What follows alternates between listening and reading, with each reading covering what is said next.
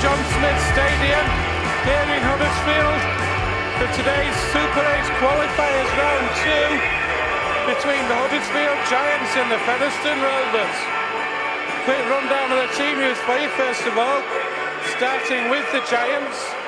At full back is number 18, Jake Connor. In the three quarters, number 5 is Aaron Murphy. Number 3 is Leroy Kudjoe. Number 4 is Joe Wardle. And number 35 is Jim Ormsby. In the half-backs, no Danny Brough, he's suspended today. Misses out for 2 games after an incident last week against Salford. His place is taken by Ryan Brearley, wearing 34, who will partner number 7, Jamie Ellis. In the front row for the Huddersfield Giants today is number 8 is Earl Crabtree, number 10 is Craig Hubie, number 9 is Ryan Hinchcliffe. In the second row, number 17 is Akuma Tai, alongside number 12 Michael Lawrence, and number 36, I apologise if I get this name wrong, Sebastian Ikehihifo. Indeed, on the bench for the Giants, number 15 Carl Wood, 16 Sam Rapira, 21 is Nathan Mason, and number 22 is Oliver Roberts. Changes for the Rovers this afternoon, returning from injury is Danny Craven. He goes in at 7 today, meaning that Anthony Thackeray moves to 9 and Andy Ellis drops to the bench. Missing out through injury today is Michael Channing. In his place is Bradley Tagg. And making his debut for Rovers today at loose forward is number 39, Josh Walters. So the Rovers line up in full. At number 15 is Ian Hardman. In the three quarters, number 33 is James Duckworth. 21 is Bradley Tagg. Number 4 is Missy Talapapa. And number 29 is Luke Briscoe. In the halves, so number 6 Kyle Briggs and number 1 is Danny Craven. In that front row is number 32 Jordan Baldwinson and 10 Andy Bostock. In between those two, number 7 is Anthony Thackeray. In the second row for Rovers, number 11, a former Giant, is Steve Snitch. He'll be alongside number 12 John Davis, and the loose forward, as already said, is number 39 Josh Walters. On the bench for Rovers, number 9 is Andy Ellis. Number 8, another former Giant, is Darryl Griffin. Number 20 is Luke Cooper. And number 17 is Jack Ormondroyd. Today's match referee is Gareth Hewer. And the first opportunity to say, welcoming back from sunny Spain, good afternoon, Joanne. Good afternoon. And your thoughts on the team news? Well, there's a couple of surprises in there, isn't there? The main big one in Danny Craven going to scrum half and Anthony Thackeray going into that hooking position. And that's probably something that not many people foresaw ahead of today's game. Indeed, and Josh Walters getting a start today, an unknown really for many Rovers fans. What can we expect today? Well, he's debuting, isn't he, for Featherstone Rovers? I don't know a great deal about Josh Walters, but he's obviously been working hard in training and he's earned his right to start in today's lineup. And I think it'll be a good experience for him, you know, against at a Super League venue, against a Super League side. And I think it's important that Featherstone Rovers come out early and get into Huddersfield. I mean, it's a big blow for them that they haven't got Jermaine McGilvery today, isn't it? And also Danny Brough missing out for the Giants as well. He's one of their key playmakers as well, isn't he? He's a key playmaker. He's an excellent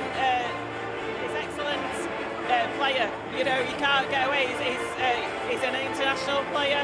However, he is a bit of an individual player. So it depends how they work as a team without Danny Brough, doesn't it?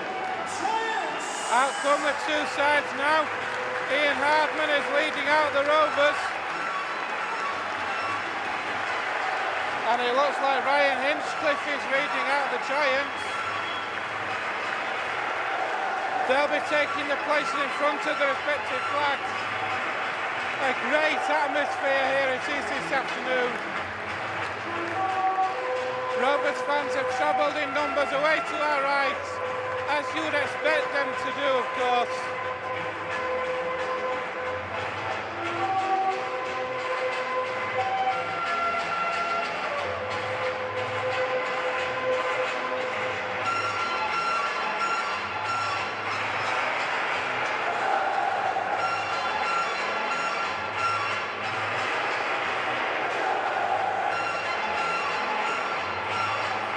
And just quickly, Joanne, as well.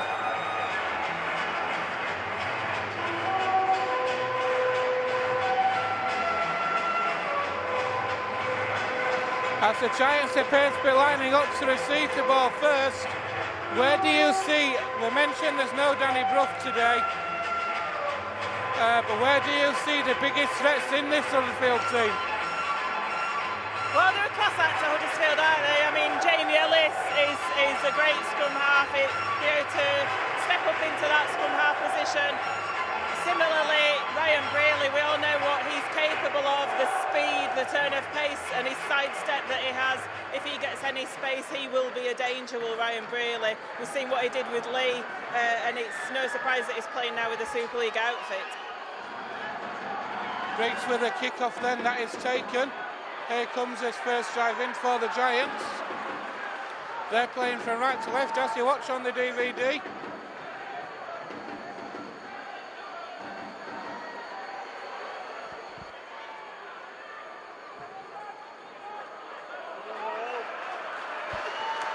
So the Giants then on their own 30. Crabtree plays that ball.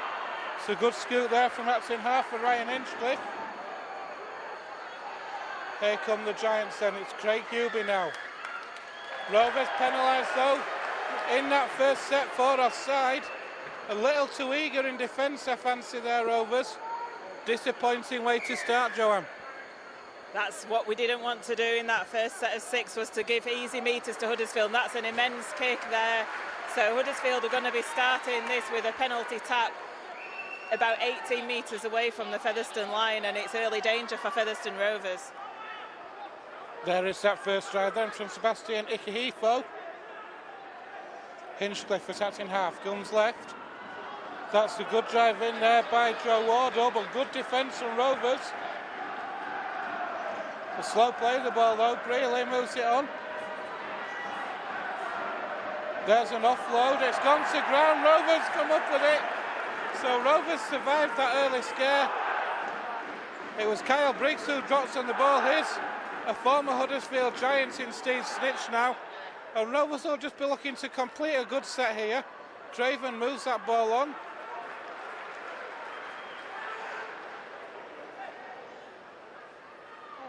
That ball's gone behind everybody though, picked up over on that far side.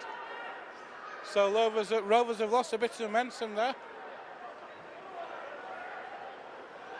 An untidy play of the ball, shall we say. Baldwinson now.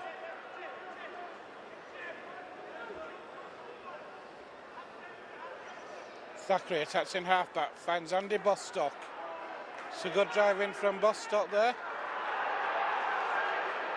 A slow play of the ball, here's the last tackle, Briggs. From inside his 40, puts a deep kick.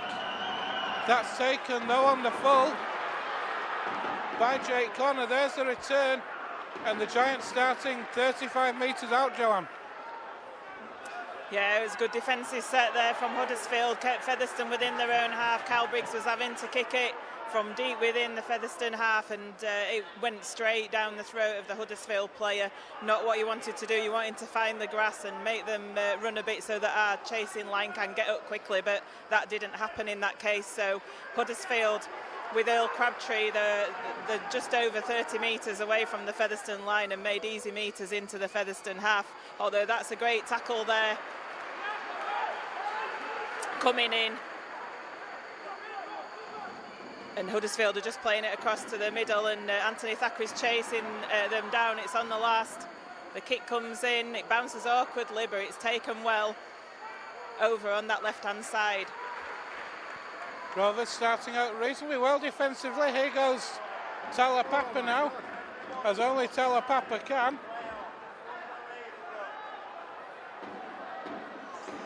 Plays the ball, and Rovers Steve Snitch now Gets the ball away to nobody. Rovers so slow to react to that.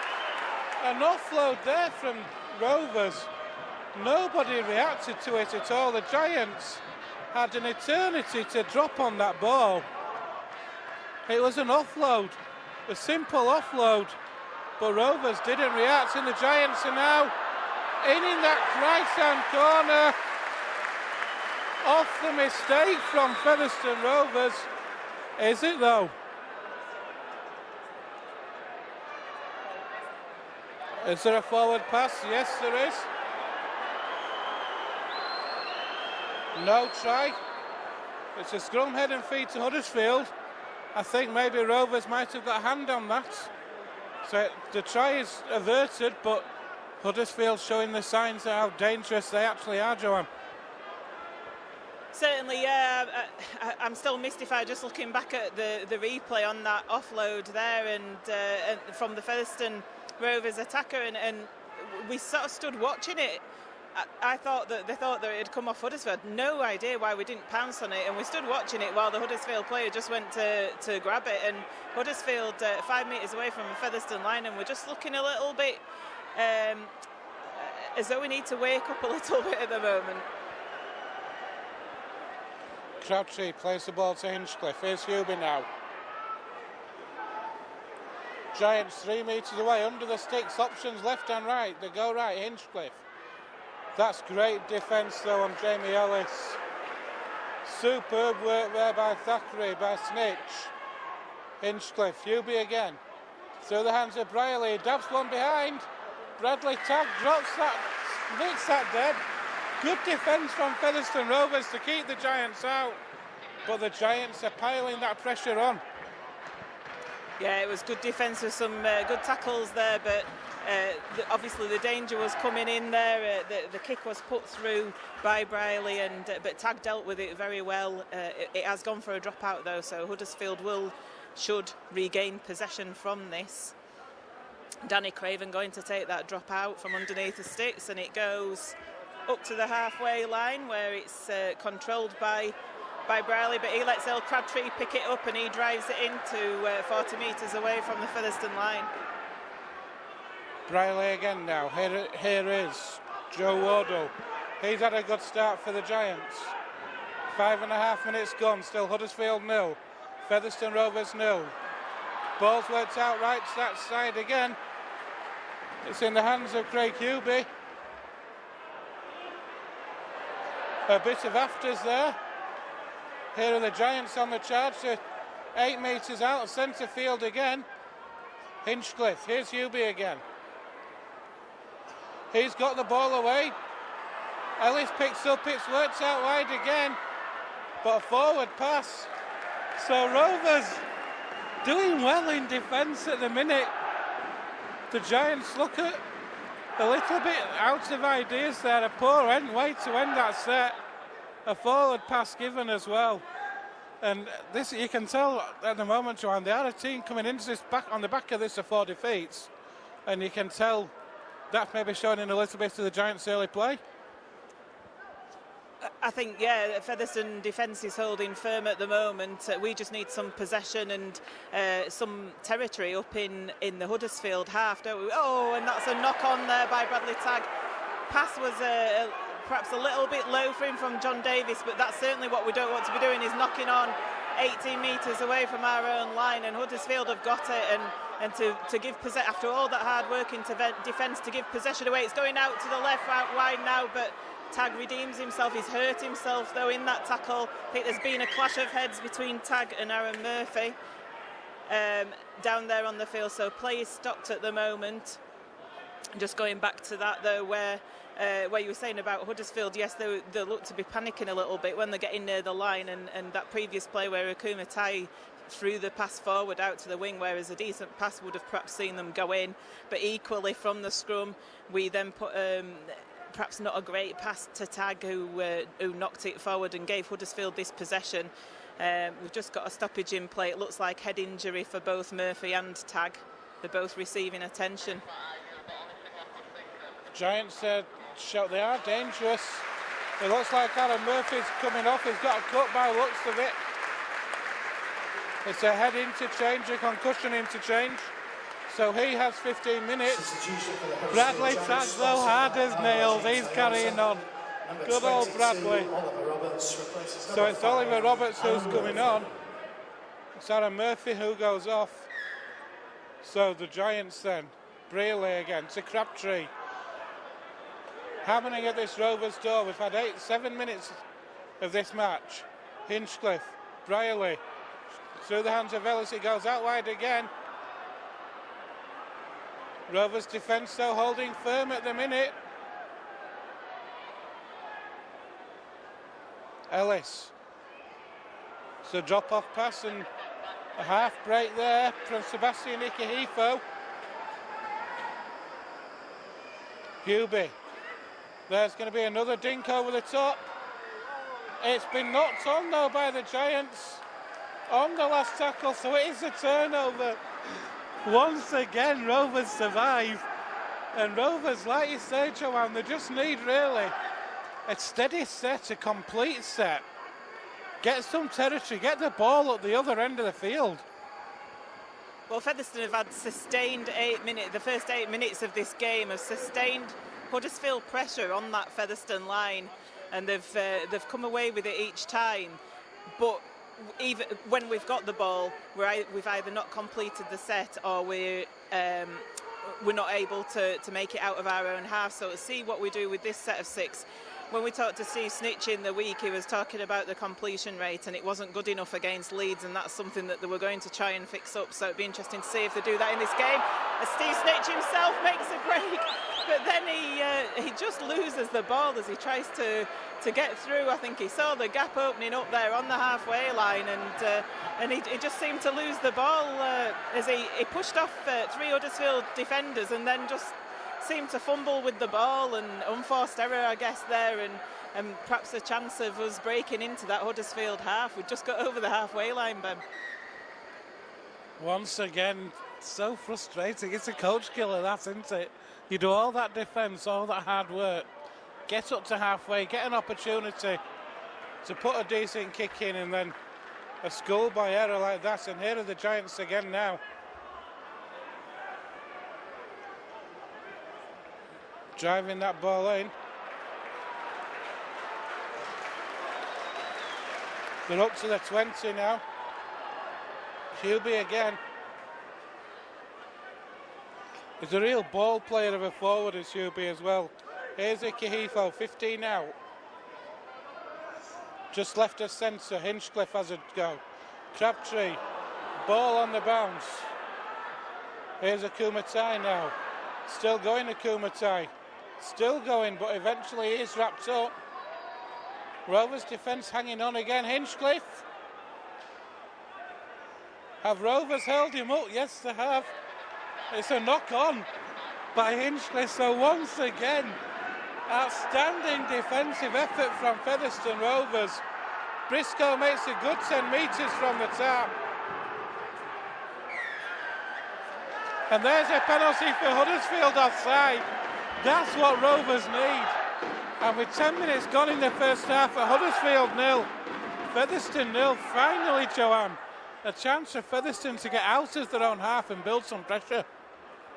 Certainly is, yeah. Ryan Hinchcliffe fancying himself, wasn't he, there, going over the Featherstone line, tried to reach out. He'd got Featherstone defenders all around him, and he lost the ball over the line.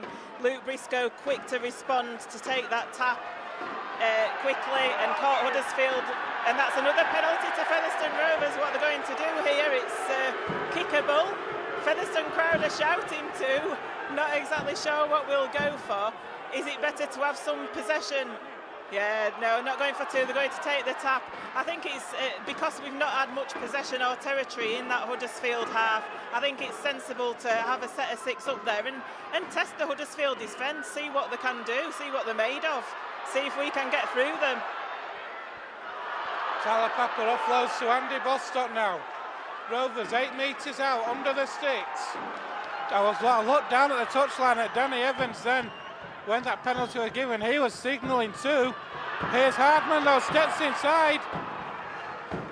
Almost steps inside Michael Lawrence, but good defence. Davies from acting halfback breaks now. Here's Bostock again, but good defence.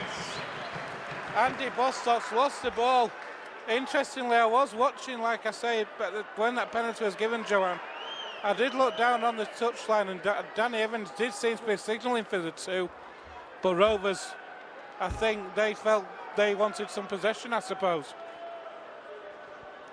I think it was the right decision to go for the infield play rather than going for the 2. It just hasn't come off with Bostock. Again, I think he's signalling to the referee that he felt that it was patted out by the Huddersfield player, because it did seem a bit of a strange one where he lost the ball there. And I know he just tried to go for the offload, but he wasn't looking for that, wasn't Andy? But sometimes the referees deem it that you're not carrying the ball securely. Maybe that was it. And Huddersfield after a penalty there, because the Huddersfield player was pushed off the ball after he'd played it. But referee Gary Thewer says, come on, play on, get to your feet and stop moaning. And that's exactly what the Giants do now. Here's Earl Crabtree. That's a great drive from Crabtree. Good defence though by Baldwinson. There's a kick. Duckworth takes it well, but he is pushed back in goal.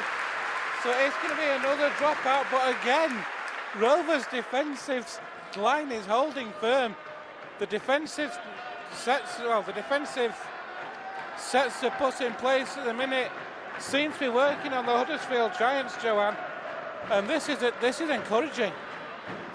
It is encouraging. Duckworth took it there very close to his own line. It was a good take, and he did try valiantly to stay in the field of play. I thought perhaps some of his teammates could have got there to help him out, but nobody was forthcoming. They were trying to appeal for Huddersfield players being offside in making the tackle, but they made sure that they were onside at the kick. So maybe we could have prevented that dropout by helping his teammates, helping him out a little bit more than that. But as it is, they've got a dropout. Huddersfield 20 metres away from the line at the moment. Ryan Hinchcliffe with a scoot, should I say, from acting dummy half. A shoot. Here's Jamie Ellis from acting half now. But again, Rovers' defence holding firm at the minute. Lawrence is over the line. Michael Lawrence is over for the Huddersfield Giants. It was worked out to this left-hand side. A cut-out pass it was from Jamie Ellis. And Michael Lawrence with the strength just to get over. Good 10 metres in from touch. It's taken them 15 minutes to break through the Rovers' defence. Broken through they have though. And it's Huddersfield Giants 4, Featherstone Rovers 0. Try score for the Huddersfield Giants, sponsored by Bramble Construction Limited. Let's hear it for number 12, Michael Lawrence. Yeah, Huddersfield had loaded that left-hand side up.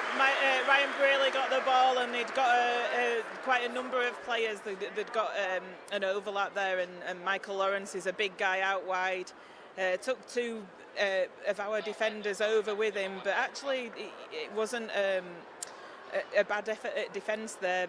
Got the ball down though. Gareth Ewer was right there on the spot. He's got the ball down. Perhaps you could go back to that where we gave away the dropout perhaps a little bit. If somebody had helped him out, we wouldn't have given that. The conversion is successful there from Jamie Ellis. So that makes it Huddersfield Giants 6, Featherstone Rovers 0 after 15 minutes of play.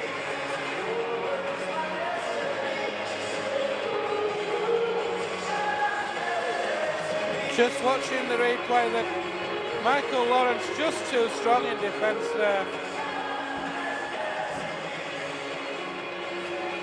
So Rovers are going to restart. Sponsored by Ali, Simeon and Isla. Let's hear it for number 7, Jamie Ellis. So it'll be Kyle Briggs who will restart this match then.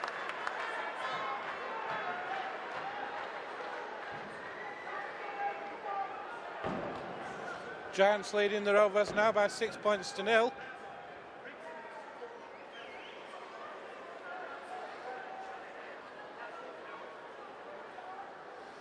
So Kyle Briggs with the kick-off. It's a deep kick-off.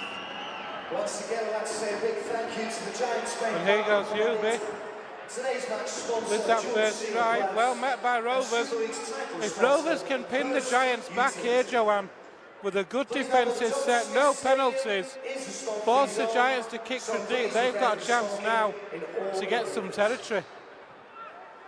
That's what we need to do, isn't it? We need a really good defensive set, no penalties, keep them in their own half, make them kick from their own half like they did with us, and hopefully regather the ball after that kick and bring it back up the field. Here we go.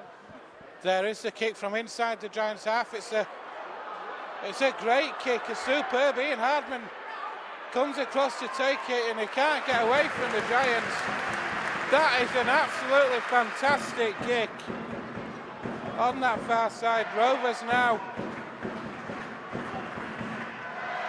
looking to try and work out from their own quarter with Briscoe. Gets the ball away. Here's Talapapa now. He makes another 10 metres, but pushed back another 3. Baldwinson now. Substitution for Featherstone Rovers, sponsored by RRG Toyota. Number 8. Andy Bostock has come off for Rovers, and on comes another former Giant in Darryl Griffin. There was his first carry, and there's a kick over the top. Not the kick that Rovers wanted again, though, Joanne. We mentioned it earlier on. In a match like this, with your kicking game, you need to be finding the ground. And that's the second time Rovers have put a decent length kick in, but it's gone straight into sub-hand. Yeah, it's a bit disappointing at the moment, is the Rovers kicking game. Oh, and there's a penalty for offside. So Huddersfield are going to make some metres forward here from the kick. It's being given on the halfway line. So I'd expect Huddersfield to be taking the tap from around 20 metres out after this kick goes in. No, yeah, pretty good that, pretty good. So they're going to take the tap from 20 metres out, but yeah, the kicking game, not great, and then to give a penalty away, a couple of tackles after that that poor kick, and Huddersfield have easily made 80 metres up the field, haven't they? Jamie Ellis with an awful pass on the bounce there. It's picked up. Momentum lost a bit over on that right-hand side. It's a Kuma tie. Another pass on the bounce. Rovers slow move up there, able to shut that down. Giants passing game not maybe up to scratch at the minute. Hubie dumps one back. And here are the Giants again. That is Oliver Roberts, I do believe. A great weaving try from Oliver Roberts. Rovers defence not good enough. And it's now Rovers held out for 15 minutes, then 2 tries in 5. It's Huddersfield Giants 10, Featherstone Rovers 0, Joanne. Okay, so gave the ball away there. Poor kick. They go back to the kick. It was a poor kick. Straight down the throat of the Huddersfield player. Then gave a penalty away. A couple of tackles after that. Huddersfield get the tap on the 20. Some poor play there by Huddersfield with the ball in hand. The ball going to ground, some really poor play. And then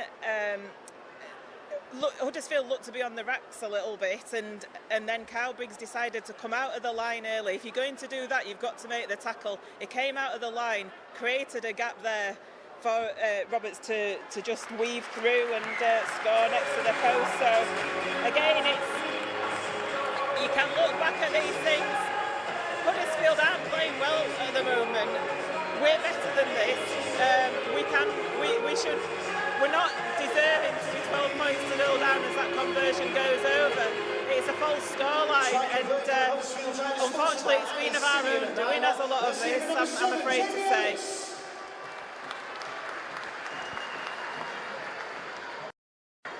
So Jamie Ellis converts that try. Off comes Jordan Baldwinson, on comes Luke Cooper. There's the kick-off again. 2 Giants players almost getting in each other's ways there. And here goes Hubie again now. He dumps that pass back. Anthony Thackeray can't quite get hold of the tackle. And they've lost the ball. Huddersfield have knocked on just outside their own 20. And what an opportunity now for Featherstone Rovers. It was a loose carry. And what an opportunity now this is for Rovers. Yeah, Rovers here with the put-in 20 metres away from the Huddersfield line. It's a rare foray into the Huddersfield territory, and we've got the ball with Kyle Briggs, brings it back inside to Bradley Tagg, who runs forward, still 20 metres away from that Huddersfield line. It goes out to left to Griffin. Griffin is met though by 3 strong Huddersfield defenders and is put to ground. 18 metres away from the line, it goes over to the left, Thackeray shows it, but it's wrapped up there is Josh Walters. Easily, it goes to the left again with Craven, out to Talapapa, but again Talapapa wrapped up. We're about 5 metres away from the line. A quick play the ball though from Talapapa, and the ball goes forward again. Out to the right to Thackeray, to Briggs. Briggs puts the little grubber kick in for John Davis to chase. He does, but it's a high tackle. You know, he's given the drop out, so it isn't high. It was a great tackle around the chest. I thought he might have given that as a high one, but it wasn't. John Davis, brilliant defender, isn't it? Ouch-a-rooney. John Davis there, letting the Huddersfield Giants know that he is there. That was a great tackle. And Rovers, this is just what Rovers need at the moment. Chance to build some pressure. They're forced to repeat set. They did well on that set. Substitution for the Huddersfield Giants, sponsored by RRG Toyota. Number 16, Sam Rapira, replaces number 8. Sam Rapira comes on for the Giants. He replaces Earl Crabtree. Here goes Darryl Griffin now for the Rovers.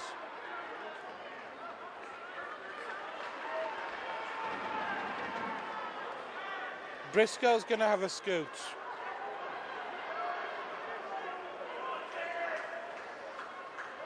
Cooper.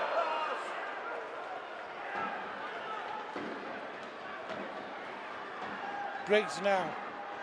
Finds Craven again. Rovers trying to hit the gaps. Good defence at the minute from the Giants. Here's Briggs again. Griffin to Thackeray now. Thackeray finds Davis. That's good defence from Huddersfield. Rovers on the last tackle now. Briggs puts another kick in behind. That's another dropout.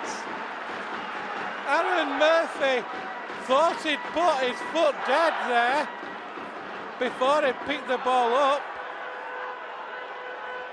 So Rovers, this is fantastic play, building the pressure. I think the ball had stopped moving. The ball has to still be moving for you to put the ball out when you put your foot out over the line. But he was wishing and hoping that would happen. Fairly deep in goal areas compared to Post Office Road, so we're using those quite well. As Duckworth goes in and he gets a high tackle in the middle of the field. There does James Duckworth for his troubles. It was a great run from the wing. He took the ball from the dropout and ran him well, but it was a high shot on him. So we've got a penalty in the middle of the field, about 25 metres away from the line. It's a great kick, so 18 metres away. What can Featherstone do with this set of 6? It goes to John Davis on the first carry. Number 23, Andy Ellis, replaces number 7. Here's Darryl Griffin on the charge. Rovers 5 metres away. And to make things even better, on comes Andy Ellis. Craven now. Hardman almost through a gap, but good defence from the Giants. Craven again. Luke Cooper now. Another high tackle. This time on Luke Cooper. This is where we can see, it was Craig Hubie with the high tackle. This is where we can see what Huddersfield Giants are made of. Here's Cooper again with that first drive in. Rovers hammering on this Huddersfield door now. Ellis, Craven, Briggs, Davies! John Davis is over for Featherstone Rovers. The pressure was built superbly, and then from the penalty, the ball worked out wide through the hands of Briggs. And it was John Davis who was over. Just trying to watch it on the replay. We're a bit far behind at the minute. Joanne? Oh, it was great play, wasn't it? It whipped out to Kyle Briggs. Kyle Briggs just laid off a perfect pass to John Davis, who came on like a bullet to it.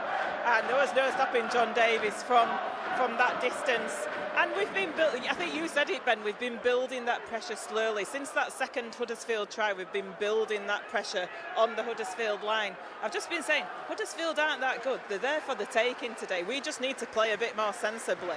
And I think we could really take them, you know. I know they're a full-time team, I know they're Super League, but let's not show them too much respect. We can take these. Here it goes, that's the great pass there to John Davis. John Davis found himself some room. Absolutely superb pass that was there from Kyle Briggs.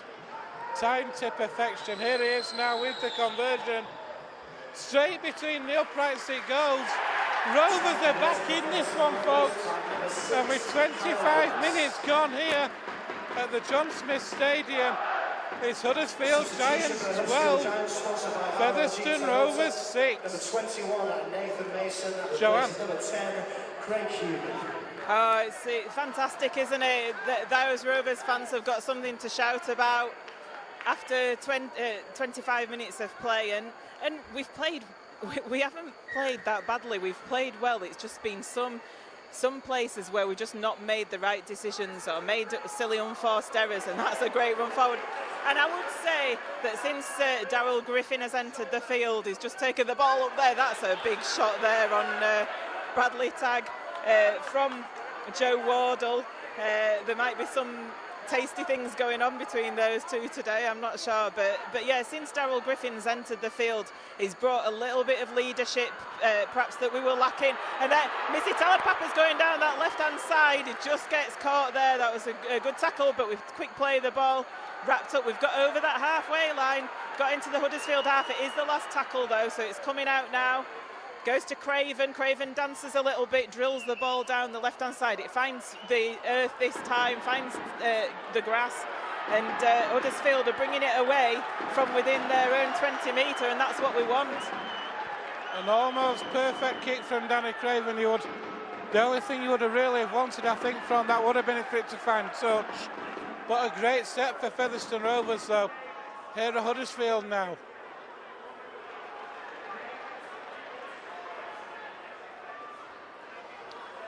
That's a good drive in there from Rapira. Nathan Mason has come on for Huddersfield as well. Substitution. Here is Nathan Mason. Sponsored by RLG Toyota. Number 15, Kyle Wood, replaces number 9, Ryan Hinchcliffe. And Kyle Wood has come on, attacked in half-back. That's the Giants hooker rotated. Kick is fielded by Ian Hardman in his own in-goal area. It's a good chase though from the Giants. Here goes Duckworth, but again, good defence from the Giants to pin the Rovers back. Briscoe now.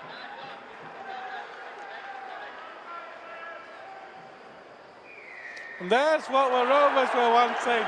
A penalty for offside, and I'll be honest with you, John, I was watching the Giants line there, and every single one of them was in front of Mr. Hewer. And it just goes to show, doesn't it, what you can do when you put a team under pressure. They start creeping in with indiscipline. And if leading up to that Featherstone Rovers try, it was on the back of a couple of penalties for high shots, and I was wondering if Mr. Hugh was going to have a chat with Huddersfield about it, because they're putting in some indiscipline at Huddersfield, but it's all to the benefit of Featherstone, and let's keep on doing it, please. Huddersfield will take that nicely, thank you. Daryl Griffin then on the Giants 40, plays the ball to Ellis. Ellis finds Craven, here's Briggs now to Davies again. Not the best pass on that occasion. Huddersfield want to knock on and Davies has knocked on. Disappointment there for Rovers. They're in a good position, should I say, but turning possession over, not what they will have wanted, and now gifting possession back to the Giants, just on their own, on the Giants 30. Yeah, we've coughed it up a little bit there. It's disappointing, isn't it, after receiving that penalty, to get us into the Huddersfield half, to get us in a strong position to attack and turn the thumbscrew on Huddersfield even more, and then to lose the ball. Not what we wanted to do, but we've got to forget that now, move on and firm up in defence, make Huddersfield work hard in attack. That's a great defence from John Davis at the from the marker position to bring the Huddersfield player down. So Huddersfield are about 30 metres away from the Featherstone line with probably about 3 tackles in the bank. So the ball's worked out to that right-hand side now with the Kumatai. He plays the ball. Ellis dabs one through. Hardman reads it, takes it well. 5 metres out, it's a good chase as well from Ellis. And Rovers then looking to work out from their own 10 again. Another penalty being asked, plays Mr. Ewer. They're all stood in front of him again. Craven has a scoot. Here goes Talapapa now.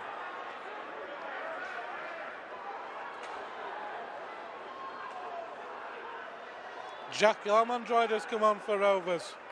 He's come on for John Davis. Briggs puts that kick in. It's not found touch, so it has to be returned by the Giants and Aaron Murphy. But what a tackle that one was. Jack Ormondroyd just come on for John Davis. It's been a great stint by Davis, some great defensive tackles and obviously that try, but he, perhaps just a little bit tired out there at the moment. Perhaps that's what led to him losing the ball in that great position that Featherstone were in. Huddersfield just breaking through the tackles a little bit at the moment. Just need to be careful here to Featherstone, and the Huddersfield crowd spotted it. Just Josh Walters there, not standing square at the markers when when the ball was played, so he's been penalised. Huddersfield, dangerous position, about 15 metres away from the Featherstone line. They'll take this tap going into the last 8 minutes of this first half. There is that first drive in from Nathan Mason.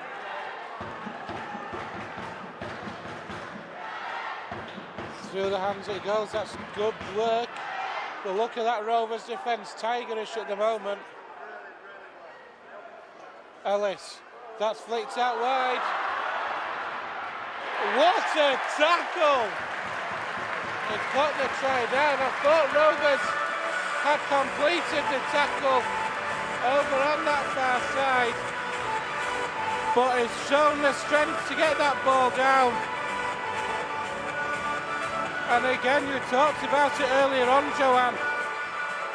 The Huddersfield tries are all coming on the back of mistakes from Featherstone Rovers. And there's another try, and with 8 minutes left till half-time, the Giants stretch out the lead further. It's Gene Ormsby with the try. It's Huddersfield Giants 16, Featherstone Rovers 6. Gene Ormsby over there in the right-hand corner.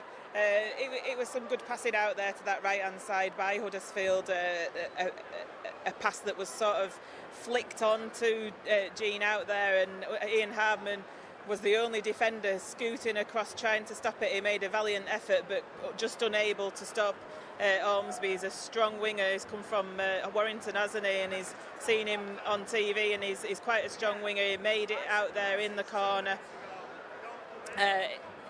It was unfortunate that we gave that penalty away that had given Huddersfield that possession and position on the field. As the kick comes in from Ellis, it doesn't look as though it's made it, because Huddersfield fans are very quiet. It hasn't, so it remains the score as it was at Huddersfield 16, Featherstone 6. So a 10-point scoreline at the moment. It's not insurmountable. Would have been nice to have just had a 6-point gap, perhaps going into half-time. Important thing now is to not make this any wider. Keep your discipline, have a good defensive set to back up that try. And then try and get some decent field position. There's the kick-off from Briggs. It's taken. And there's the first drive in from Nathan Mason.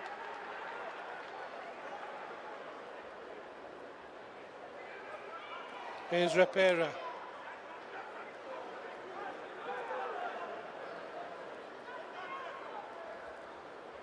Michael Lawrence.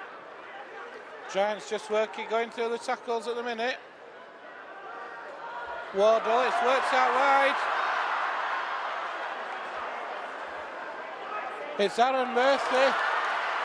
They've got the ball away though. Josh Walters, where did you come from? Josh Walters does superbly well there to chase back and retrieve that ball. And what was a real try-saving take. There must be a penalty. Nothing is given.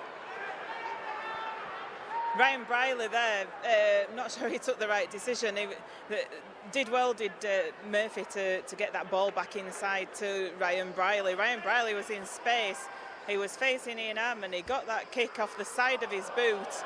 But Josh Walters, like you say, was in a great position to retrieve that ball. But not sure that was the most sensible kick from Briley. They've still got time left till half-time and tackles in the bag, so not sure his coach would be happy with him there. Featherstone putting the kick in on the last, having to kick from within the half again, but it did find grounded, that kick, and they take it up to 40 metres. The ball's come free. It's a penalty to Huddersfield though.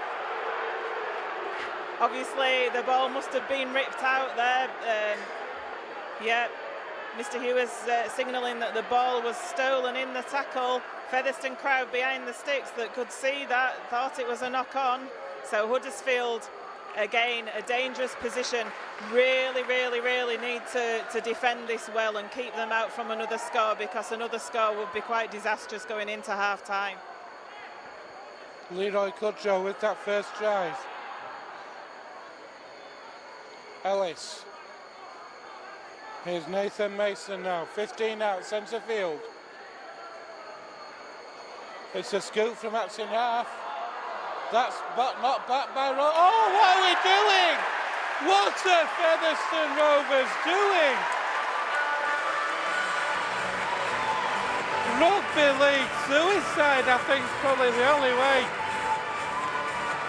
I can describe that one, Joanne. Yeah, Huddersfield scored the try there. Ball came free. It was play on. It come off a Featherstone player. We attempted to pass it back behind the dead ball line. It didn't go. Ryan Briley was sniffing around, hunting it, and he got to that ball first. John Sharp gone down the tunnel at the moment for the half-time. Really disappointing letting these late 2 tries in. We had this hanging in the balance and it's just slipping away from us this game now. Quite a soft try to give away there. I think, you know, we should have dealt with that much better. Just watching this on the replay now. I think, was it Andy Ellis? It was Andy Ellis who tried to pat the ball dead. Either didn't get the right pressure on the ball, or didn't get enough on it. Either way, it didn't go dead, and the ball has ended up with a try for Ryan Briley. Ellis's kick goes straight between the uprights, and it's now Huddersfield Giants 22, Featherstone Rovers 6. Try converted for the Huddersfield Giants, sponsored by Ali, Simeon and Isla. Let's hear it for number 7, Jamie Ellis. So disappointment for Rovers now. What they need to do now is not concede again. get to half-time and get some possession back. Because one thing you have to say, John, when Rovers have had the ball in the right areas, they have looked threatening. They have caused problems to that Huddersfield defence. They just haven't had enough of the ball in the Giants' half. Oh, it's such a false scoreline, is this, when you think about the game and you know, letting those two soft tries in late on towards half-time. That's not what you've got to concentrate for the full 40 minutes, and that's not what has happened. Perhaps we've been a little bit tough. They are a Super League side, but they're certainly not. That looked forward pass there from Huddersfield. Perhaps I was mistaken, but they're in the middle of the field playing the ball at the minute. But yeah, we shouldn't be. You know, we've gone from being 12-6 down with sort of 15 minutes of play left, looking good, to 22-6 down going into half-time, and Huddersfield bringing it out to the right now. They've got their tails up, looking dangerous. They're 10 metres away from the line on the last tackle, and Huddersfield after a penalty here, but they don't get it, so it's still the last tackle. The kick comes in over to Kyle Briggs, who messes it, and it's a try. That's a try to Huddersfield. Just what we were saying, we didn't want to give another try away before half-time. Kyle Briggs went up to catch that ball. It was a floating kick over the dead ball, over the try line. Briggs went up for it. It was challenged in the air quite fairly. Couldn't take the ball. And try score for the Huddersfield Giants, sponsored by Marshall Woolridge Limited. Let's hear it for number 22, Oliver Roberts. Oliver Roberts gets his second. He challenged Kyle Briggs for it. He caught it and put that ball down, and it's a kickable conversion for Jamie Ellis, so we'll be going in with quite a sizable gap, 28 points to 6 going into half-time, and that's not what John Sharp would have been wanting at all. And like I say, we've gone from that 12-6 lead with 20 minutes left of the game, 15 minutes left of the game, and we've just capitulated a little bit in this last 15 minutes. Concentration's gone a little bit, and let 3 tries in that we really shouldn't have done. And it's a mountain to climb to get back now. It's a matter of damage limitation in the second half, I guess. As you can probably tell, the try has been converted by Jamie Ellis.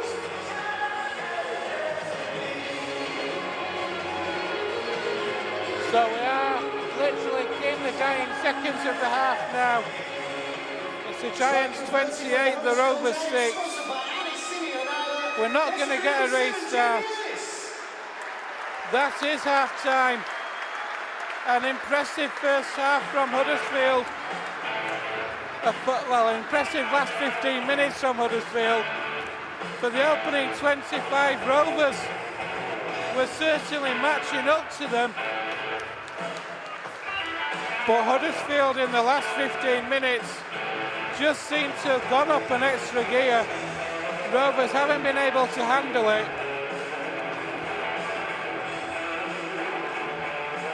And I'll come to Joanne to sum up. Yeah, Featherstone, first 10 minutes we looked a little bit ropey. Felt that we were giving Huddersfield a little bit too much, and then Huddersfield scored a couple of tries. We came back into it then. I thought that we came well into the game. We built some good pressure on Huddersfield. They looked shaky when we were near their try line. They looked shaky. We just need that position and territory near that try line. John Davies scored that try, but then from then on we gave a couple of penalties away which we shouldn't have done.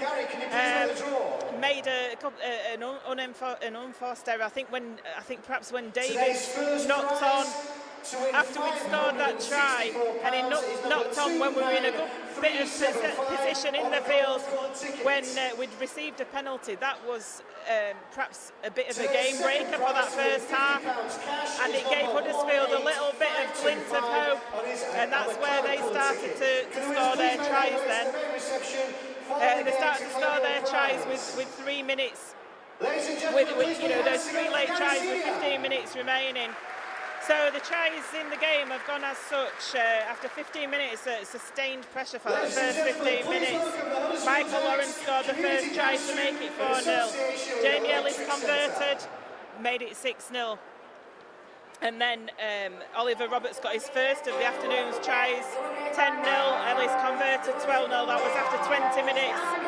As I say, we built that pressure then for the next 5 minutes. After that, John Davies scored the try to make it 12-4, which Briggs converted, made it 12-6. Looking good at that point with Featherstone. I thought that if we could have built more pressure onto Huddersfield, Huddersfield would have cracked. Davies came up with the error. Huddersfield saw that glint, and then we had Ormsby going in at the right-hand side, didn't we? That was unconverted, was that try? And then the floodgates seemed to open a little bit. Ryan Briley scoring a bit of a freakish try where the ball came out. Andy Ellis should have dealt with it better, he'd admit that himself. He sort of misjudged the ball in flight, patted it, tried to pat it dead, wasn't effective. Ryan Briley just said thank you very much and scored. And then that last minute try in that first half, the second try to Oliver Roberts. Kyle Briggs unable to deal with the high ball from Jamie Ellis, and Oliver Roberts gratefully took the ball, scored. Jamie Ellis converted to give that 28 points to 6 scoreline. Bit of a flattering scoreline. I've not felt that Huddersfield are that much superior quality over Featherstone. The difference between the two sides perhaps is that Featherstone have made some errors which we shouldn't have done at key points in the game. And Huddersfield have capitalised on those errors when they've been made as well. It is half-time here at the John Smith Stadium. And it's Huddersfield 28, Featherstone Rovers 6. Welcome back to the second half here at the John Smith Stadium in Huddersfield. Rovers making their way onto the field now. The Giants leading the Rovers by 28 points to 6. 3 tries in the last 15 minutes. Devastating body blow to Rovers, who for the first 25 minutes had completed really well and almost to an extent matched the Huddersfield Giants. But those 3 tries in that last 15 minutes of the first half, Joanne, been a real body blow, hasn't they? They have. I don't think you can underestimate how important it was to keep Huddersfield out for that last 10 minutes of that half. Bit of a carbon copy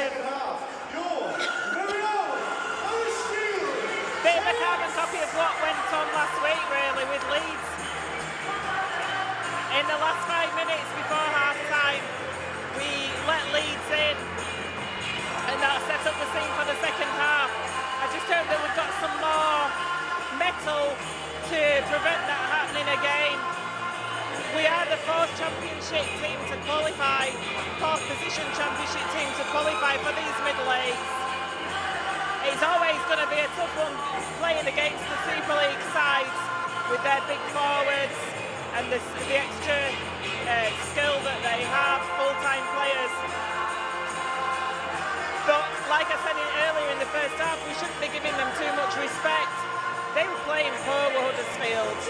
We had them at one point, and just some letting them back into it in that last 15 minutes has been disastrous. But we've got to move on from that, and we've got to see what we can do in this second half. You could say it's damage limitation. I think that the game has gone. I think it would take a mammoth task to come back from this now. But it would be really good for the fans that have travelled here to just give Huddersfield a real game in this second half and know that they've had Featherstone Rovers come and visit them.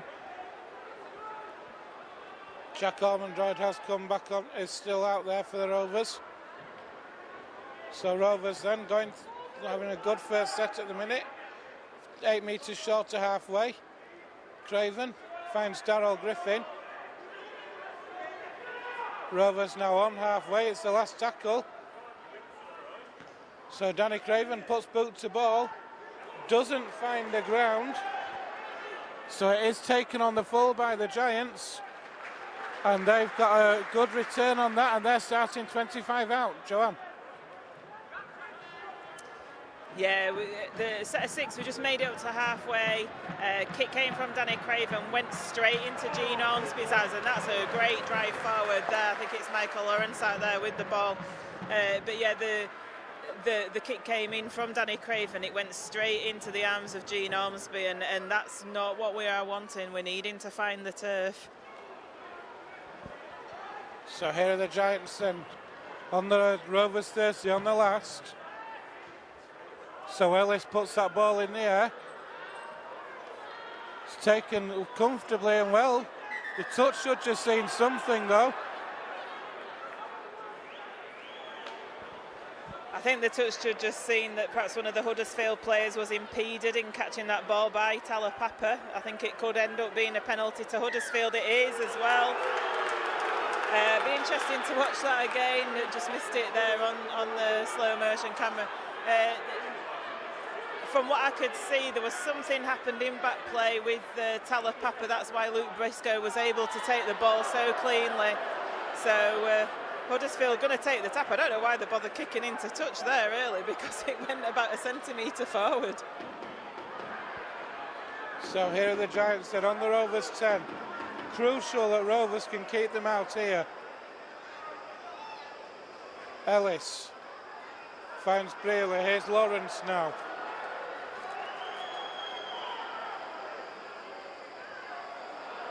And the Giants are over. Are they held up? No, it's a knock on. So Rovers survived that one. Good defence by Rovers on that occasion.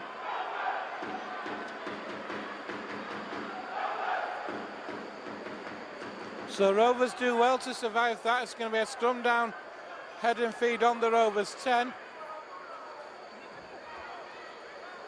And it's important for Rovers to complete this set, but also important that they do find the ground with the kick, or at least find touch with it if possible. Here's Ian Hardman now. Be nice for us to get a clean break, wouldn't it? We've not really seen Featherstone able to break the Huddersfield defence in the middle of the field, and it would be good to see that. Any metres that we've made seem to have been either through doggedness and good kicks, and we're kicking early there. Kick goes downfield, that's a better one. It floats over the head of Jake Connor at fullback, but he retrieves it, brings it up to 20 metre. The Featherstone line's there to meet him, about 25 metres away from, and the penalty goes to Huddersfield. And that was a better kick that time from Danny Craven, but we just lingered too long on that tackle. We pushed him back down on the floor, and the penalty's gone to Huddersfield. So all that good work from that kick, the early kick that went over Jake Connor's head, has been undone, and Huddersfield back in the Featherstone Rovers half, bringing it forward once again. That is a real coach killer when that happens to you. You kick early, you find the turf like that, you get a good chase on the kick, and then holding on too long, and all that work's gone to waste. Here's Raperi now. That's an awful pass along the floor. It's picked up by Jake Connor. The Giants then 18 metres out, centre field. Here's Raperi again.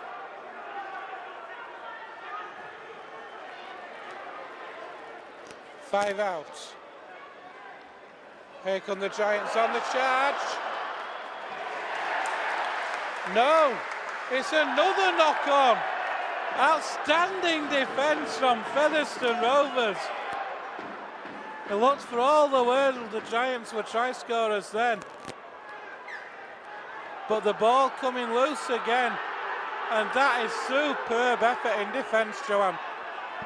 Cooper and Hardman there in defence on the Huddersfield players. He went over the line and he tried to score, but lost it in the act of scoring. That was great defence. Full credit to Featherstone there, and the reward is that they get that 20 metre tap and bring it up the field. just coming up to the halfway line, kicked early again, kicked on the fourth. The kick's gone. It's obviously a ploy, is this? It's gone to Gene Ormsby, who picks it up, takes it to the 20-metre line. He's met by 3 Featherstone tacklers, just takes it over there, 23 metres away from the Huddersfield line. Don't want to be giving a penalty away again. We need a clean set here. Clean set. Meet the Huddersfield players coming onto the ball and try and keep them from making as many metres as possible. Giants are in the Rovers half. There's a half break. There's Lawrence down the outside. But good defending back for Featherstone Rovers on the last. No, on the fourth, sorry. There's an early kick from Huddersfield. Rovers slow to react and they're trapped in their own in-goal area. Is Briscoe. Rovers will take that. A bit like it was at the start of the first half this time. A lot of pressure here from the Huddersfield Giants. Rovers' scrambling defence though is working at the minute.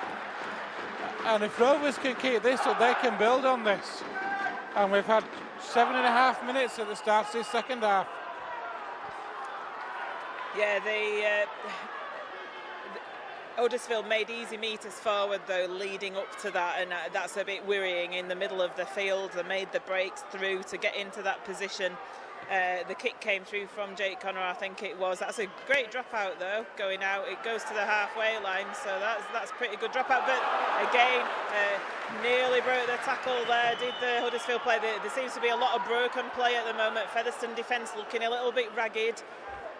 Wondering if John Sharp might think about bringing some interchanges on at some point, because Featherstone looking a little bit tired, which is worrying at the beginning of this second half. Huddersfield looking a lot brighter, a much better team than they are. They're over the line, but they're held up. So that's going to be brought back for a play the ball 10 metres away from that line. But yeah, it's worrying the amount of times that Huddersfield are breaking through the Featherstone defence at the moment, and we really do need to shore it up a little bit. So there's a play the ball 10 metres out. Ellis, show and go from Ellis, but good defence from Rovers again. Here's the last tackle now. It's a Scoot himself, and it is a Kumite, it is. Over for the Giants. Rovers defence just not able to keep him out. Held out for so long there, but just not able to keep him out on that occasion. The Giants have got the first score of the second half, and with 8 minutes on the clock, it's Huddersfield Giants 32, Featherstone Rovers 6. Last tackle there. Kumite took the ball from the dummy half. Here's the interchanges that I was talking about earlier, about a couple of minutes ago, when I was saying that we looked tired. We've got 3 interchanges coming on the field. Baldwinson, Bostock and John Davis re-enter the field for Cooper, Josh Walters and Daryl Griffin. So that's the reaction to that try, and perhaps to the play building up to it when Featherstone defence was looking a little tired. But yeah, that was the last tackle there. Featherstone perhaps waiting for the kick, and Ellis has missed the conversion. So a little bit of glint of happiness for the Featherstone Rovers fans there, where Jamie Ellis misses the conversion more or less in front of the sticks. So that retains at 32 points to 6 does the scoreline after 8 minutes of this second half. Be interesting to see if these interchanges do change anything, and you know, whether the defence might get a little bit stronger. They've had a good rest of these lads that have been on the bench. So we'll see what happens, and again, like we said, it's kind of damage limitation in this second half, isn't it? Here's Rapiri, but that's good defence eventually. Just held up by Almondride and Davis. Here are the Giants with Oliver Roberts. 2 tries this afternoon, Oliver Roberts.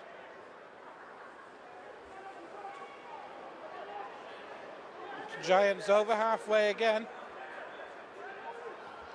There's an early kick from Huddersfield this time. Duckworth chases back well. He's trapped in goal. We talked about the early kicks from Featherstone earlier on. An early kick from Huddersfield on the 4th there. Duckworth trapped in goal, and Huddersfield at the minute just looked to be turning the screw a little bit. I think the difference on the early kicks are that their kicks, did you see that chase that they gave there? Huddersfield feeling strong, feeling confident. That's a sign of a confident team, is that chase, and the hunger and passion to chase that kick down and trap James Duckworth in the in-goal area. And that's the difference between the two sides at the moment in this second half. Here's Nathan Mason, 20 out, then centre field. Ball goes left. Through the hands it goes, out on that far side. Now it's Joe Wardle. Wardle held up 5 metres away. Plays the ball. Here's Rapera.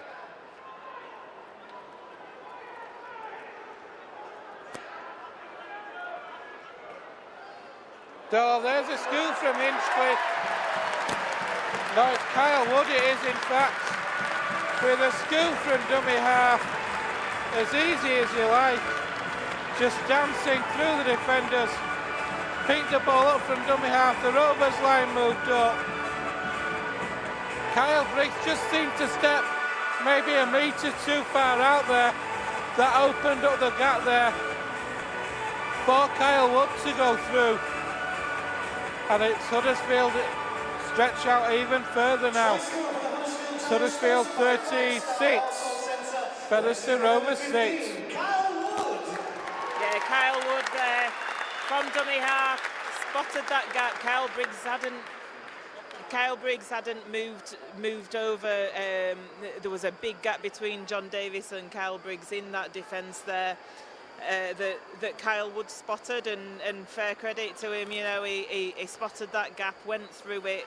Briggs stood standing still like a statue in defence, I'm afraid, and the unfortunate news was that Bostock seemed to have pulled something in his left leg as he attempted to put in the try-saving tackle on Wood, but he's back up on his feet, getting some attention.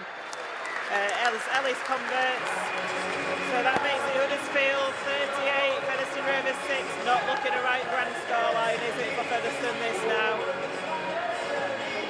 Not at all. We've got 12 minutes gone in this second half. 2 tries for the Giants at the start of this second half. Let's hear for number 7, Jamie Ellis. So there's the kick-off from Danny Craven. It's fielded, and here comes the return.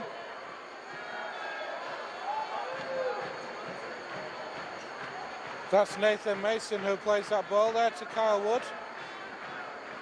And here's Oliver Roberts now.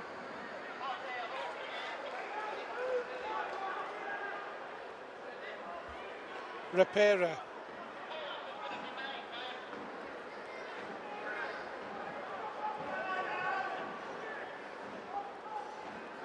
Here's Michael Lawrence, over halfway, the Giants again. Rapera again, through the hands this time. Here's Roberts. There's the last tackle, says Mr. Hewer. Substitution for Featherstone Rovers, sponsored Ellis. by RRG Toyota. Bostock is injured. Josh Walters replaces number 10. So Josh Walters had barely 5 minutes rest. Andy Bostock's come off, he looks in a bad way. Rovers have fielded that kick over the top. Here's Talapapa now. Craven finds Ian Hardman.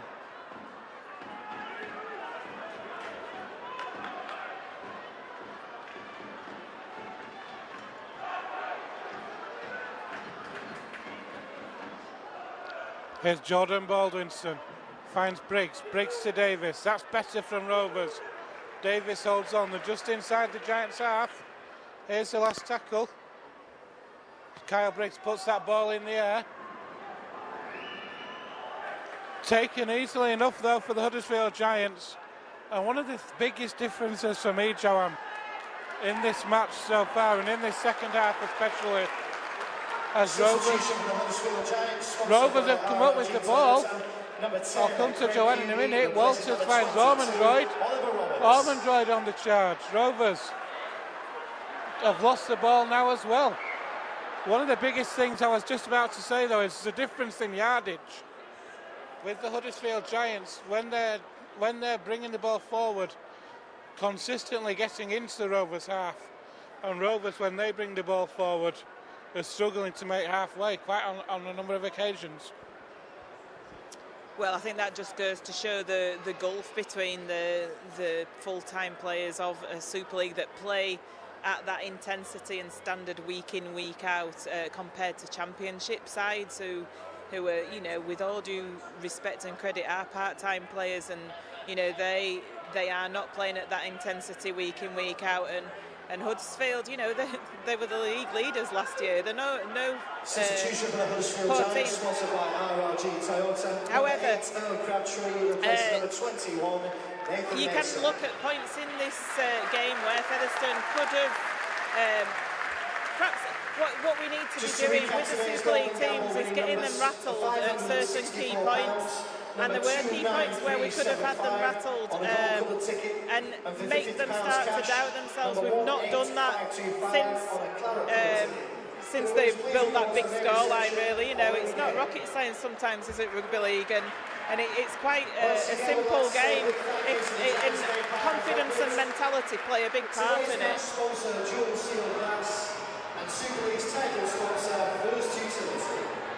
So here are Rovers on the back of that kick. Here's Talapapa. I don't think he's won a penalty yet, has he, Talapapa? Now he has. It's offside, though. I'm going to say Missy Talapapa's not won a penalty yet this afternoon. Plenty of time yet, though. He's not had much of the ball, I don't think, really, Ben, to be able to win a penalty. That's been another thing. It'd be really interesting if we had stats to look at to see what percentage of possession Featherstone have had compared to Huddersfield in this game, and it'd be quite low. Especially in this second half, it's quite rare for us to have the ball in hand. But we've got it at the moment. We're into the Huddersfield half. Got Jordan Baldwinson taking the ball up now.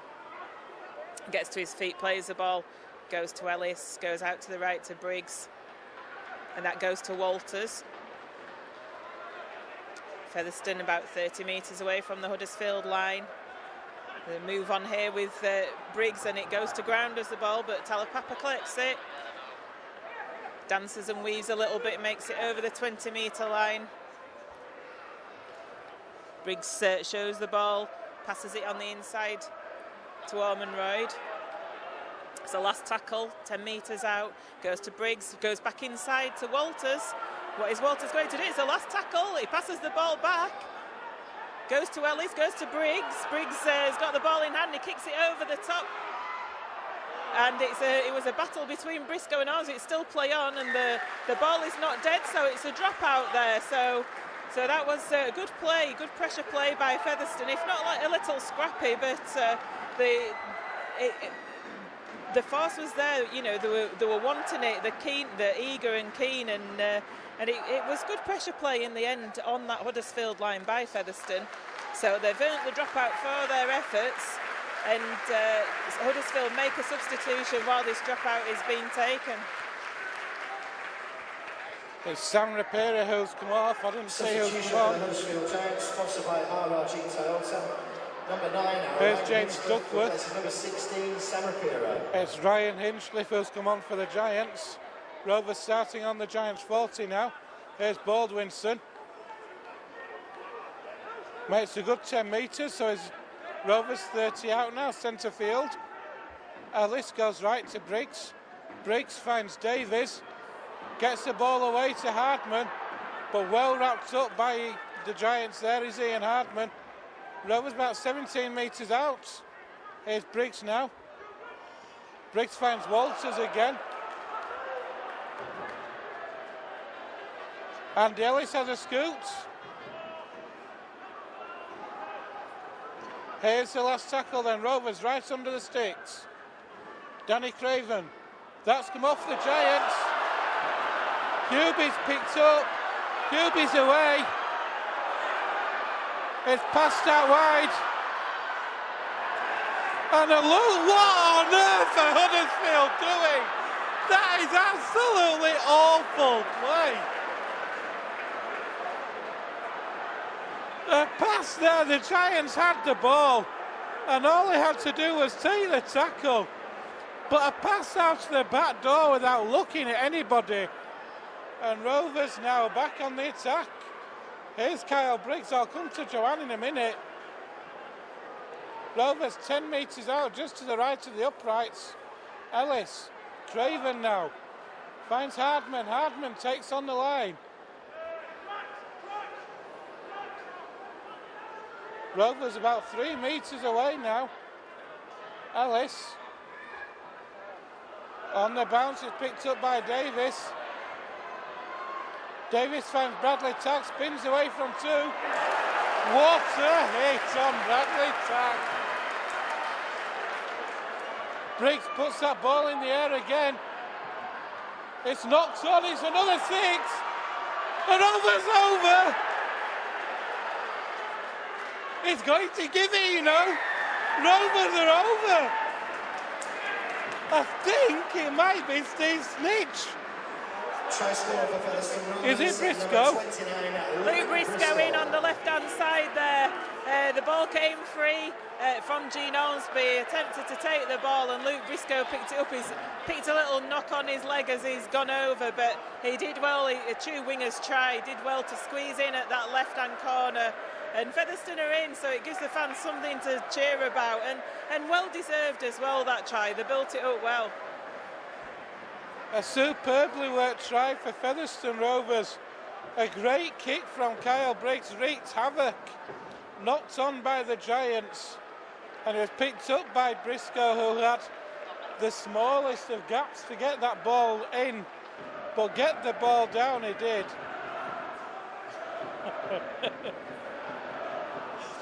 Rovers fans letting the Giants fans know what they think. Listen to that support away to the right-hand side. Kyle Briggs now with a conversion as tight to the touchline as you'll get. He's pulled it just across the face, so the try is not converted. And with 18.5 minutes left here at the John Smith Stadium, it is Huddersfield Giants 38, Featherstone Rovers 10. Joanne. Yeah, got to love fans, haven't you? They've been brilliant this afternoon of the Featherstone Rovers faithful. You can hear them perhaps in the background on our microphone. Wish we had a microphone down there recording them, because they've not really stopped singing, you know. I mean, we're losing by 38 points to 10, but the Rovers team, they always say that they're 18th man, they lift them. It'd be easy for the Featherstone Rovers players' heads to go down at this scoreline, but they won't. They'll keep on fighting to the end, and these fans help them do that and lift them, and just singing Super League, you're having a laugh, was quite funny there. Here's Kyle Briggs, works it out to Davis. Davis puts that ball to ground. So, and there's a penalty as well. So not only do we turn possession over, also concede a penalty on the back of that. Huddersfield fine touch, and they're going to have another set in the Rovers 20 here. And here's the big Earl Crabtree.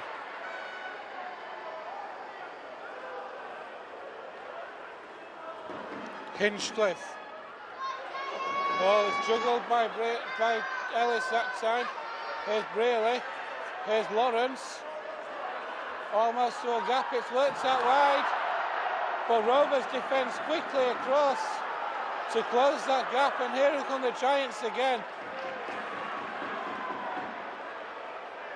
Lawrence. Rovers defence hanging tight, solid at the moment. Through the hands it goes. Ellis steps away. What a tackle! Steve Snitch with a real try-saver of a tackle. Here's Brearley. Dabs one through. What's the call there? It's a knock-on. So it's going to be a scrum down head and feet to the Giants on the Rovers 10. A chance to build some more pressure. But Joanne, Steve snitched there with a real, what was it, a try-saving tackle. It was a last-ditch attempt, wasn't it, from Stephen? That was a great, like you say, try-saving tackle. Pressure's not off, though. Huddersfield here with the feed at the scrum, 10 metres away from the Featherstone line. So we've still got work to do as the ball comes out into the middle of the field and tackled under the sticks. Goes. Thought he was going to go to Crabtree. Use Crabtree as the foul. Could be a try for Huddersfield here. Not sure it's going to be given. Featherstone fans behind the sticks not happy at all. Be interesting to see what happened here. Crabtree was used as a foul, but not entirely sure what the Featherstone fans were unhappy about. It was Kyle Wood who got his second try of the game. Oh, he sent John Davies to the sin bin. Gareth Ewer has sent John Davies to the sin bin for 10 minutes. Again, not entirely sure. We're just going to have another look to see why this happened. So Kyle Wood went through, scored. Crabtree jumped on him. Davies went in, and he said something out of turn to Mr. Ewer. John Davies must have said something out of turn to Mr. Ewer, and he showed him the yellow card, so he's gone for 10 minutes in the bin. So Featherstone down to 12 men. Gonna be a really uphill struggle for these next 10 minutes, Ben. It is indeed, with 15 minutes left here in this match. It's the Giants 42, the Rovers 10.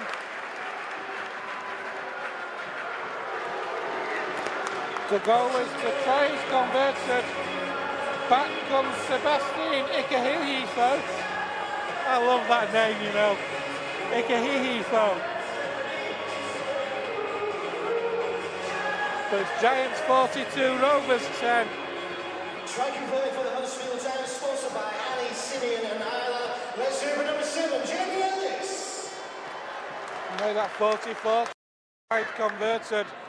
So Rovers kick off again. They're down to 12 now. Where the Giants now, you'll look, you fancy they will now try and spread this ball out wide. Number 36, Sebastian Ikehihifo, replaces number 12, Michael Lawrence. It's Michael Lawrence who's gone off. And here are the Giants down that left-hand side. Joe Wardle.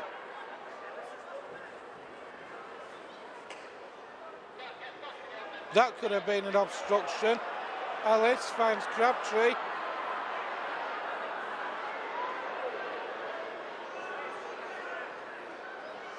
Kick from out in half from Kyle Wood. That's going to run dead, is it? Yes, it is. So that'll be a restart for Rovers on the 20.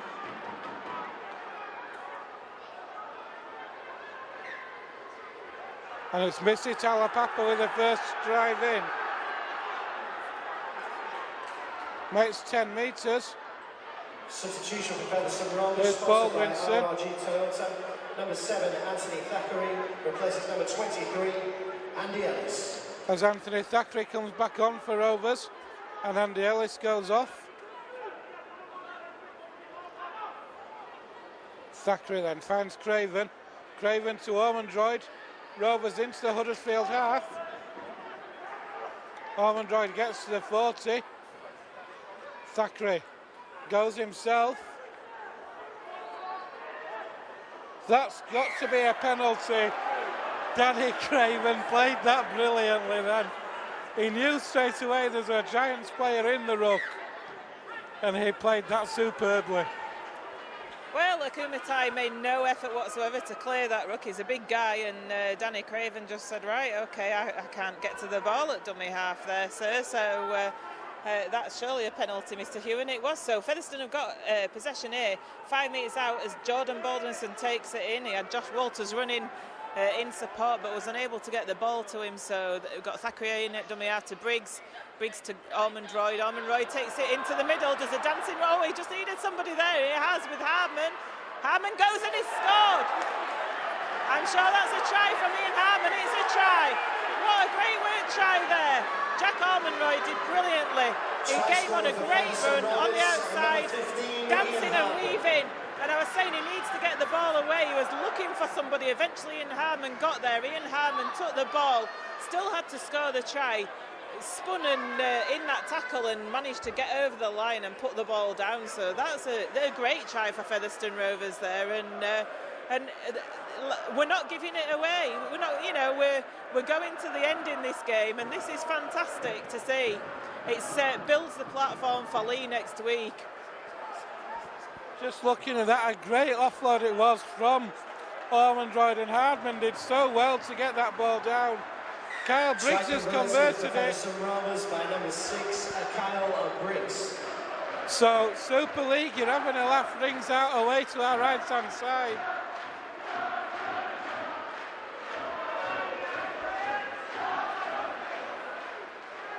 We've got 10 minutes left. It's Huddersfield 44, Featherstone Rovers 16. The game has gone, but Rovers can take a lot of heart from this, can't they, Joanne? To score 16 points away at a Super League team who last year finished second in the Super League. Yes, maybe they're in the bottom four this year, but to still score 16 points, they can take a lot from this going into next week. Well, I mean, the main thing today was to make sure that we kept on going, that we didn't throw the towel in, and it was we talked about damage limitation, and to have another 60-odd point scoreline wouldn't have been good, and at the minute it's 44-16, which, you know, if we could get another try, makes it a really credible scoreline, and probably one that Featherstone deserved today, to be honest. We're not that much worse than Huddersfield. Huddersfield have just had a little bit of extra class, just in the right places, but Featherstone certainly haven't been disgraced today by no mean. Thacker plays the ball in the Rovers half to Kyle Briggs. Craven puts a spiralling bomb in the air. Ormsby takes it well, but look at that chase by Talapapa and Briscoe. That was a great kick chase, that, Joanne. It was. And here are the Giants now. Sharon Murphy.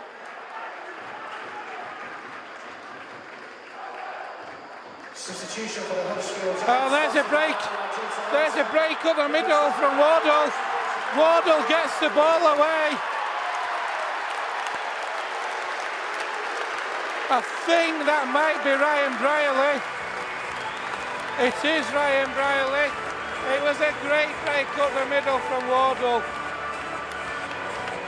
And Wardle able to get the ball away to Ryan Brierley. Rovers fans letting Ryan Brierley know what they think of him. But it's over under the sticks. Just watching it back on the replay now. Sponsored by David Birdsey. Let's hear from number 34, Ryan. It was a great break from Wardle up the middle. Brierley does what he does. Brierley doing what he does so well. He's a great support player, is Ryan Brierley. Able to touch down under the sticks. And with the conversion to come, which you fancy Jamie Ellis won't miss. It's the Giants 48, the Rovers 16.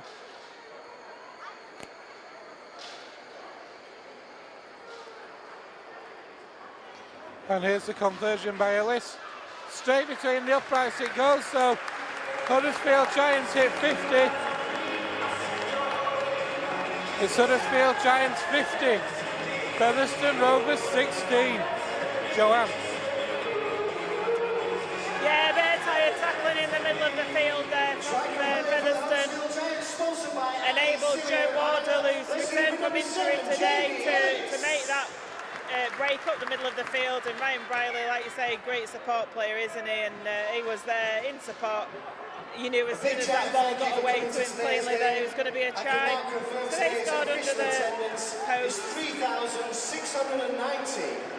So today's attendance, 3,690. Nearly away, Jake Connor through the middle of the field. He's trying to claim that Featherstone had a hand in there. I think Mr. Hugh is going to consult the touch judge. No, he's not. So it's Featherstone Rovers that get the put in. So 3,690 the attendance today. I'd say that there's a fair chunk of Featherstone Rovers fans out of that 3,690. Not a great attendance for a Super League team, is it really? Not at all. 3,690. Rovers are going to get head and feet at this scrum on the Giants 30. The ball comes left with Craven, and Talapapa's puts it down on the first. Here are the Giants on the free play with Ormsby. So Rovers had a good opportunity there, but the chance is bombed. Here's Leroy Cudjoe now. We'll come to Joanne in a minute.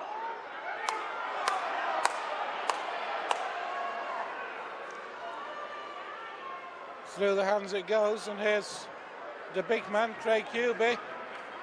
Giants on the Rovers 40 now.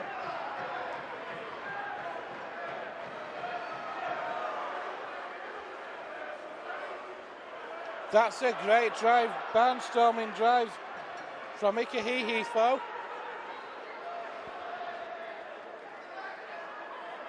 Here's El Crabtree now. Ellis.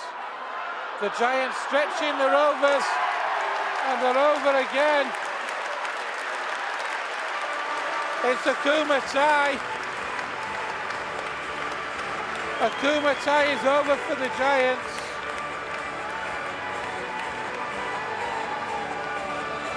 And with 5 minutes left, it's Huddersfield 54, Featherstone Rovers 16. A tired Featherstone Rovers. Got a player down with cramp as well. Let's hear from number 17, Kumatai. It was a tired effort by the Rovers.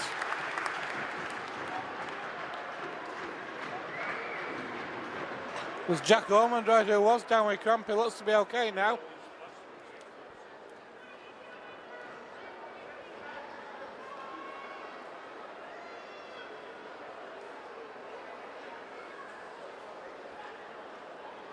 So Jamie Ellison with this conversion attempt.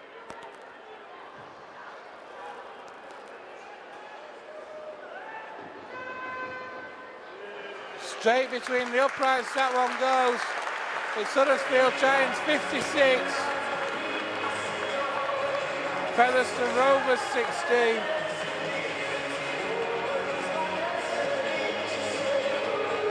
And Joanne, well, we've got a break in play now, just while Rovers are restarting. Lou Cooper's coming back on.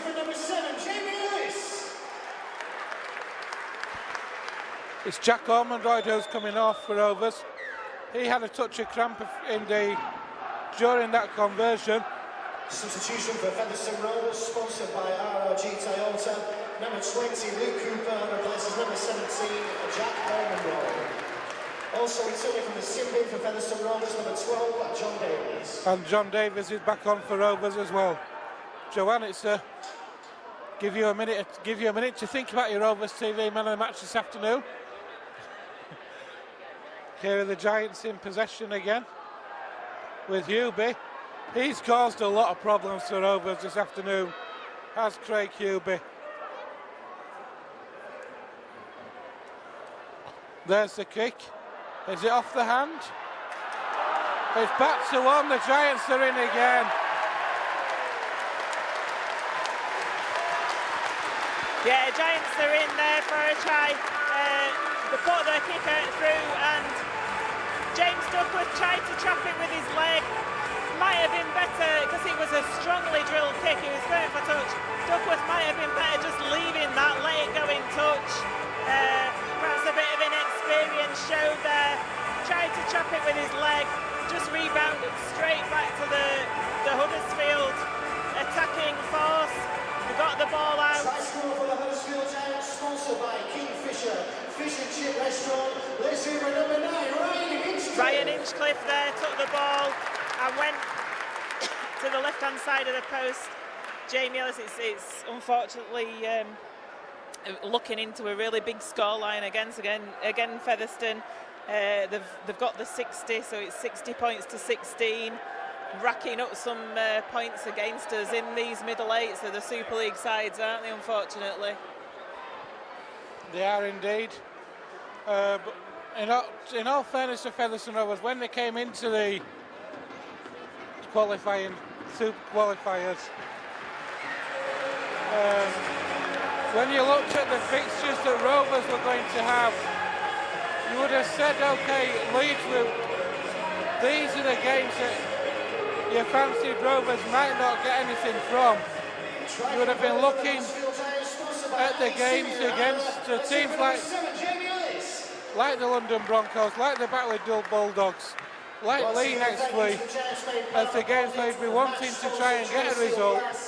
I can now reveal that today's man of the match is Huddersfield Giants number 12. But Huddersfield have made a mess of the kick-off, and Rovers have found touch from the kick-off, and they're going to have a great opportunity.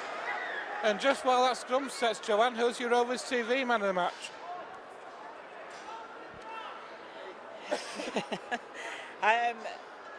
Well, I think the person perhaps who's been slightly head and shoulders above the rest of the team in defence and in attack is Ian Harman, so I'll give Ian Harman the Rovers TV man of the match. Here he is with the ball, going out, scooting out to the right. Featherstone 10 metres away from the line. It comes across to Kyle Briggs. Kyle Briggs passes it inside to Baldwinson. Baldwinson takes it towards the posts. Rovers looking for the late try, and all credit to them when that ball did go into touch. They formed that scrum really quickly. Josh Walters here fancying himself, but Earl Crabtree drags him to the floor. Rovers formed that scrum really quickly. Shows that they've still got intent, they still want to play to the end, they've still got pride of this Featherstone Rovers side, and that's what's important going towards this league game next week. Oof, and that's what you call a hospital pass in the old days, but it's been deemed a knock-on by Mr. Hewer. It was a really short ball. Huddersfield player was on him in defence immediately, and the ball has gone to ground, so no try for Rovers there. It's seconds remaining in this game, so it looks like it's going to be Huddersfield Giants 62, Featherstone Rovers 16 as the final score.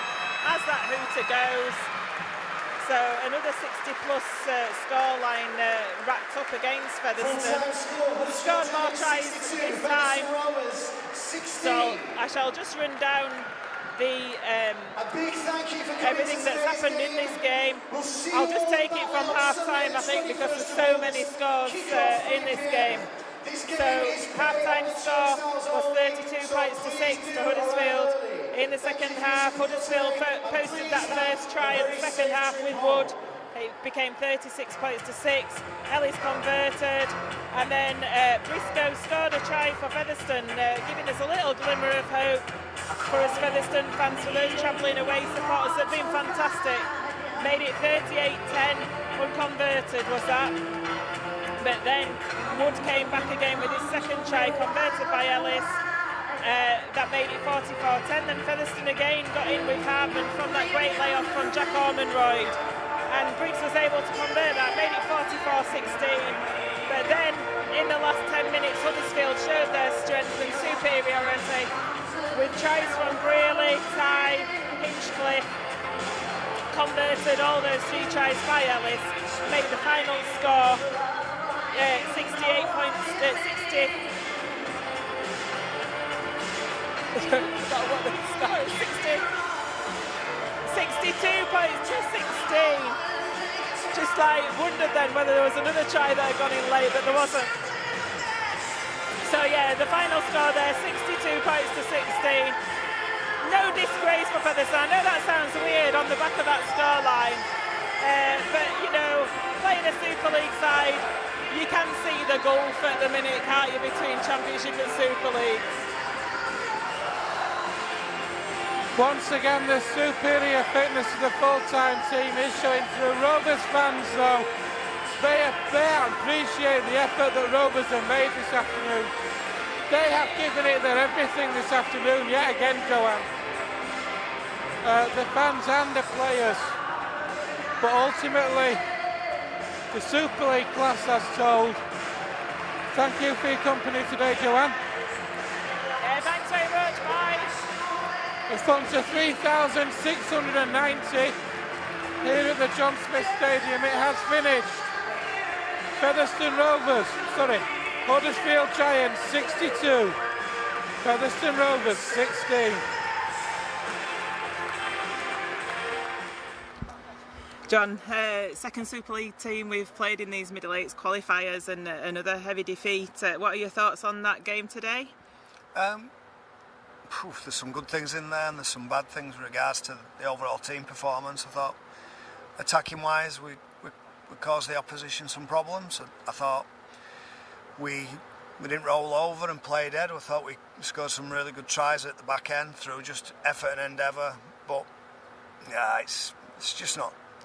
It's not what I expect. I expect a lot more from them, and I expect a lot more from the team and from individuals. I think that we've come up against the champions, and then not so long ago league leaders, winners as well. So we've got the toughest start out of anyone, and we've got to pick the positives out of it.